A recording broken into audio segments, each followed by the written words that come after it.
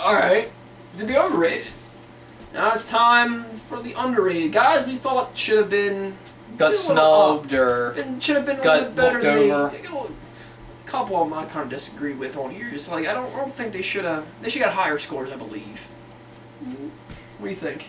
Well, our first guy we got was Albert Hainsworth. Now, everyone knows what kind of season Albert Hainsworth had, but Washington has almost turned into Oakland. Nobody wants to be there. Nobody's going to try when they're there. Albert Hainsworth's skills didn't diminish. He didn't want to play in Washington. But here's the thing, though. Me and him discussed this. We discussed this at GameStop last night with a lot of the cool guys we were there with. Who has gone to Washington and wants to play? Yeah. No one for a while. For a long time. I mean, like, Clinton Portis has done solid, but not and like Clinton Portis in Denver. Yeah, and injuries slow him down in Washington. But like they gave Hainsworth low 80s. Like 83. He's not that bad. I mean, you don't pay a guy $130 million, which was too much. But still, you don't pay a guy that can't play that much money. My thing is, all right, did he become lazy with the Redskins? Oh yeah, he became lazy. Yeah. But here's the factor of why I think he's going to be at the end of the season. His rating's going to go up. Bill Belichick. Oh yeah, next year. He ain't going to deal with it. Hainsworth is going to have 6 sacks this year. I'll call that minimum 6 sacks this year, and his rating be up next year. Yeah. We'll be talking next year about how overrated Albert Hainsworth is, because they'll jack him up to like a 97 next year. And you know, it's just Madden has problems with that. Like they don't keep anything consistent. Like they base everything, every guy's ability on the game based on what they did the last year. Yeah.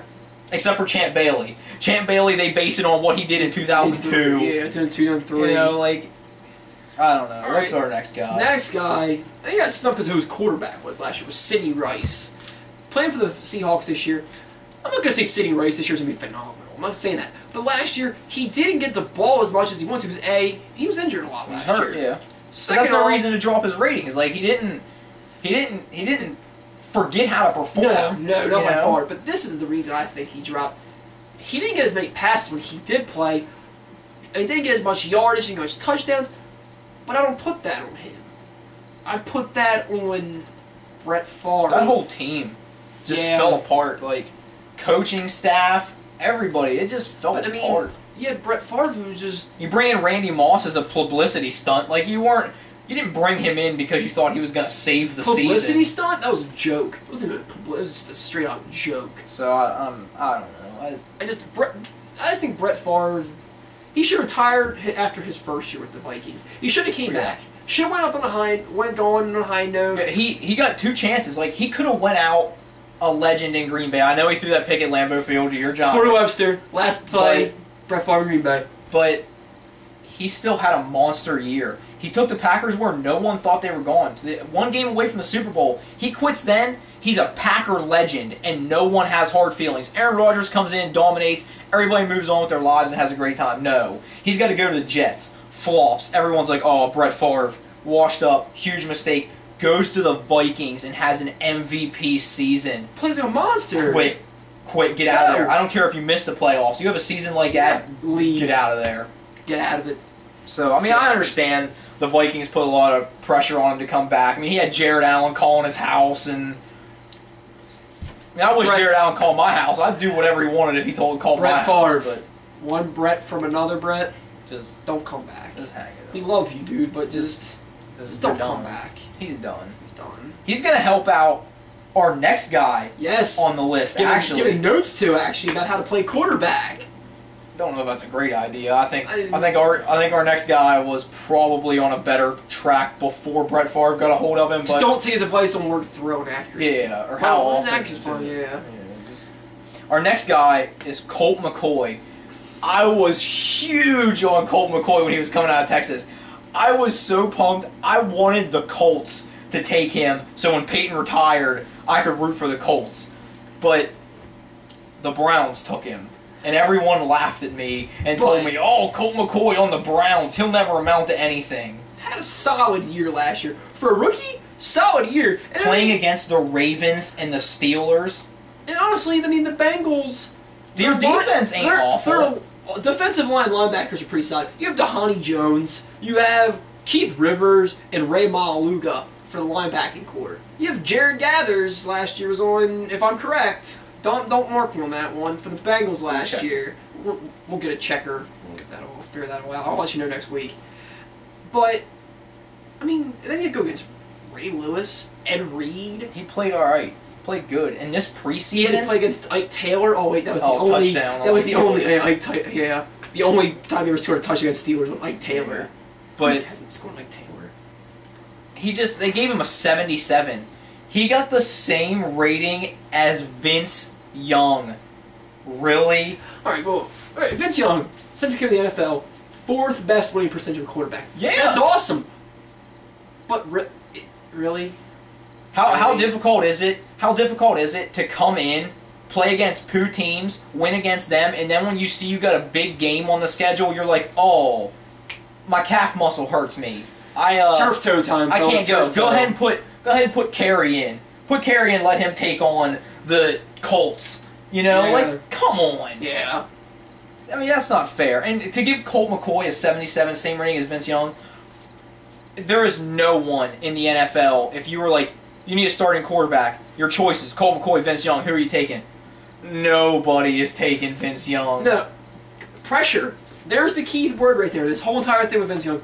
Pressure. Can he hack it? No. He was already making, like, suicide comments in Nashville. Nashville, I've been to Nashville, folks. Nicest people. Nicest people in the South. And then you're going to go to Philly? Yeah. Have fun, Vince. Yeah. Have fun. You're going to need luck. You better have a whole ton of it. Colt McCoy doesn't have receivers. Somehow he still completes over 60% of his passes. All he's got's Peyton Hillis, who everyone stacks the box on all the time. So, that clears up some lanes for McCoy to throw in, but 77, come on. Vince Young. He had a good running back. But that takes another topic. Running back. You say about a good running back? Number 2 on the list. I don't think it's even just this player. I actually think it's the whole team is underrated this season. Oh, yeah. But Javid Best of the Detroit Lions. Got an 80. 80. Got an 80. Yet again. Tiki Barber! Tiki Barber! Better than Javid Best? No. Get off of it. This is awful. There's no Get way. off it. Get off it. There's no way. Javid Best. I'm not saying he's going to be running. He's Barry Sanders. You know what I'm going to say? You know what I'm going to say? Marshall Faulk 2.0. You really think this? He will catch all over you. He will run all over you. And he'll do what it takes to help his team. Honestly, all Detroit, he was getting solid all yards. All they need is health. With, Matt Stafford. Health, and I'm going to say a more solid offensive line, because Stafford takes a beating. So I'm going to say he needs more of an offensive line, but Javid Best is getting these yards running without the offensive line. Oh, yeah. Without it. Oh, yeah. And, if you can do that without an offensive line, you're pretty beast. You're pretty beast. Right. And this is why we said we think the whole lines is underrated. And Dominican Sue got an 89. That's obviously not an awful rating. No. But he could have been 2 or 3 points higher. I think that too. Calvin Johnson, he was like the 4th or 5th best receiver in the game, which is fine. And Calvin Johnson, I'm not saying Calvin. He's not better than Larry Fitzgerald. He's not better than Roddy White. He's not better than Andre Johnson. No, he's right there. So they got him pretty much right. They gave Matt Stafford an 80. An 80. They put Fitzpatrick above him. Ryan Fitzpatrick, the Bills. They put him above him. Don't get me wrong, I like Ryan Fitzpatrick. I think it's a lot of bull because he has no receivers. He had Lee Evans last year, which is cool, and he's going to do amazing things in Baltimore this year, I think. But, he should have beat the Steelers. Are we on that? Stevie Johnson threw the arms. He looked like Bill Buckner at first base against the Mets in the World Series. But 80. An 80. He's an 85, 86 maybe. He completed over 60% of his passes. Threw 96 balls last year, even though he was hurt. 6 touchdowns, 1 pick. 1 pick and 96 passes. It's pretty beast. Okay, understand. We talked about this earlier. He was hurt. Look who he plays against. He's hurt, and we understand this.